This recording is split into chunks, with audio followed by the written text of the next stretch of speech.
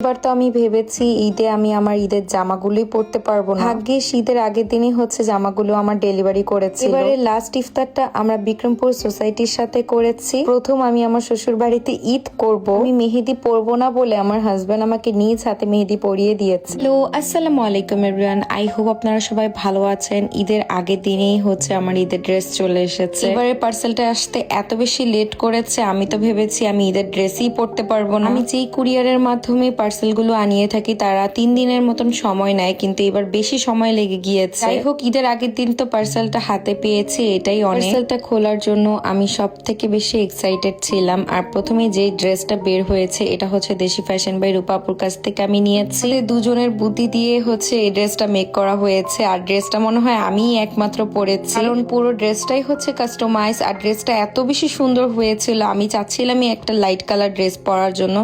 আর আমার এরকম আকাশি কালারের ড্রেস এখনো পরা হয়নি। শুধু যে আমি একটা ড্রেস নিয়েছি তা কিন্তু না, এই ড্রেসটাও নিয়েছিলাম। এই ড্রেসটা হচ্ছে সীমান্ত গিফট করেছে আমাকে ঈদে। হচ্ছে ফ্যাসিনো লাভার, তো ফ্যাসিনো থেকে এবার আমি 3টা ড্রেস নিয়েছি। হচ্ছে ফ্যাসিনো এক্সক্লুসিভ, আর এটা ড্রেসটা আমার এত বেশি পছন্দ হয়েছিল, এটাও নিয়েছিলাম। হচ্ছে আমি আকাশি কালার ড্রেসটা পরবো আর আমার হাজবেন্ড হচ্ছে এই পাঞ্জাবিটা পরবে, কারণ এটার সাথে আমার ড্রেসটা একটু ম্যাচিং আছে। ঈদে আমি 5টা ড্রেস নিয়েছিলাম, 5টা ড্রেসই অনেক বেশি সুন্দর। এত বেশি লেজি যে ব্লগ আপলোড করতে আমার অনেক বেশি সময় লেগে যায়।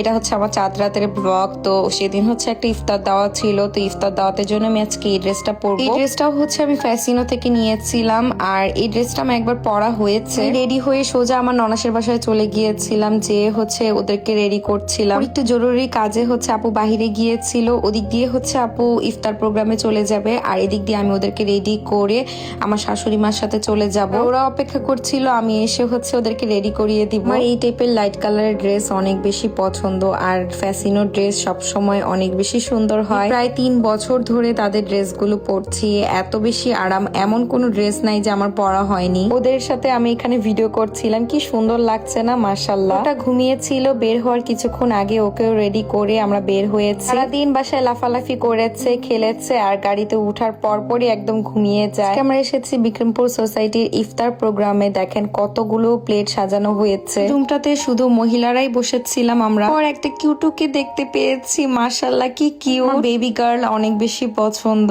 তার মধ্যে তো এত গুলো ছিল, কান্না করছিল কারণ ও আমাকে চিনে না। আমরা ভাজা পোড়া খেয়েছি, এরপর হচ্ছে বিরিয়ানি খেতে দিয়েছিল। আলহামদুলিল্লাহ লাস্ট ইফতার এতগুলো মানুষের সাথে করেছি। দূর প্রবাসে থেকেও এতগুলো বাঙালি মানুষের সাথে ইফতার করাটা অনেকটাই ভাগ্যের ব্যাপার। ইফতারের পর এখানে সবাই ঈদের গান করছিল। হোক, সেখানে আর বেশিক্ষণ থাকিনি। ইফতার করে সোজা হচ্ছে বঙ্গবাজারে চলে গিয়েছিলাম, কারণ এখান থেকে বঙ্গবাজার অনেক বেশি কাছে। কারণ আমাকে বাসায় যেয়ে হচ্ছে সেমাই বানাতে হবে। আমি এখানে বলছিলাম যে এই প্রথম আমি ঈদে হচ্ছে মেহেদি পরিনি, এর মধ্যে আবার বাসায় যেয়ে হচ্ছে আমাকে সেমাই বানাতে হবে। বাহিরে এসে একটা সাকুরা গাছ দেখে এত ভালো লাগছিল। রাতের বেলা এই সাকুরা গাছটা দেখতে খুবই সুন্দর লাগছিল। পর আমার খালাতো বোনরা হচ্ছে ভিডিও কল দিয়েছিল, সীমান্ত হচ্ছে তার শালীদের সাথে দুষ্টুমি করছিল। আমার অনেক বেশি খারাপ লাগছিল, এই প্রথম আমি আমার ফ্যামিলিকে ছাড়া ঈদ করব। এবার ঈদে আমি আমার নানু বাসায় করতাম, কারণ ওইখানে হচ্ছে আমার খালামুনিরা, আমার খালাতো বোনরা চলে আসতো। যাই হোক, বুক ভরা কষ্ট নিয়ে এখন হচ্ছে আমি সেমাই বানাতে এসেছি। আজকে নবাবী সেমাই হচ্ছে বানাবো, এর জন্য হচ্ছে আমি দুধটাকে আগে জাল করতে দিয়েছি এক চুলায়, আরেক চুলায় হচ্ছে আমি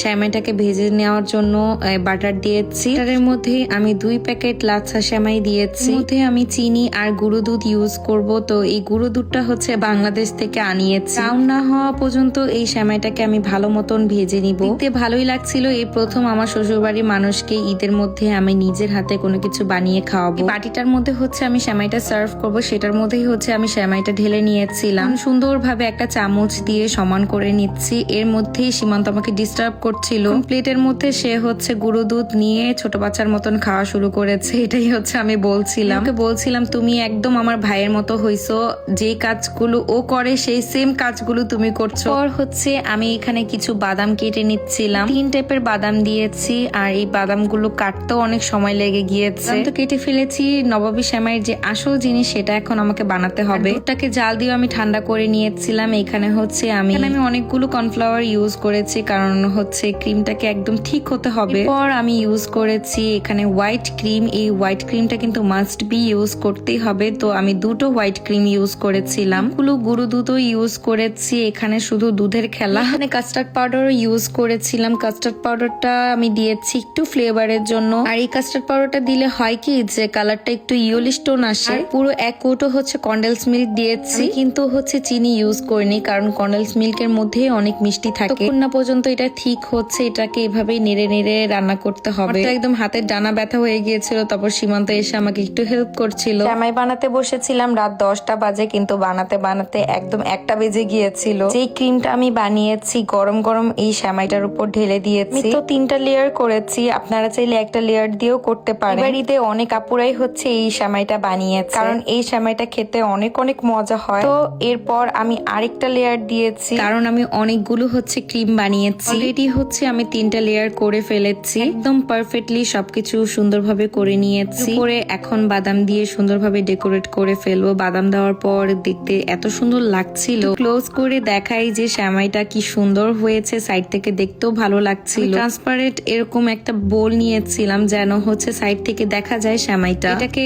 এখন জাস্ট ফ্রিজে রাখলেই হয়ে যাবে আমার নবাবী সেমাই রেডি। এগুলো কাজ করেছে, এখন নাকি জামাইকে খাইয়ে দিতে হবে। দিন হচ্ছে আমি বিরিয়ানি রান্না করেছিলাম, তো সেগুলো ছিল, আমি তাকে খাইয়ে দিচ্ছিলাম। আসলে আমার কাছে তেমন একটা খেতে চায় না, আমি খাইয়ে দিতে চাই। তো আজকে আবদার করেছে, না খাইয়ে দিয়ে পারলামই না। আমায় বানিয়ে তাকে খাইয়ে দিয়ে আমি নিজে খেতে খেতে একদম প্রায় রাত 2টো বেজে গিয়েছে। আর ইচ্ছেই করছিল না যে একটু বসে মেহেদি পরবো, কারণ এত বেশি টায়ার্ড লাগছিল। সে জোর করে আমাকে মেহেদি দিতে বসিয়েছে, সে নাকি আজকে মেহেদি পরিয়ে দিবে আমাকে। আর আমি বুঝতেও পারিনি সে এত সুন্দর আমাকে মেহেদি পরাতে পারবে। সে জানে চাঁদ রাতে সব মেয়েরাই হচ্ছে মেহেদি পরেছে, তার বউই একমাত্র মেহেদি পরে নাই। সে কত ধৈর্য ধরে আমাকে মেহেদি পরিয়ে দিয়েছে। আসলে সবকিছুর জন্য আলহামদুলিল্লাহ। আমি যদি নিজে মেহেদি পরতাম এই জিনিসটা এত বেশি স্পেশাল হতো না আমার জন্য। সে আমাকে পরিয়ে দিয়েছে, এটা আমার কাছে অনেক বেশি স্পেশাল লেগেছে। মোবাইল দেখে একদম সেম টু সেম করার চেষ্টা করছিল, যতটুকু করেছে ততটুকুই এত বেশি সুন্দর লাগছিল।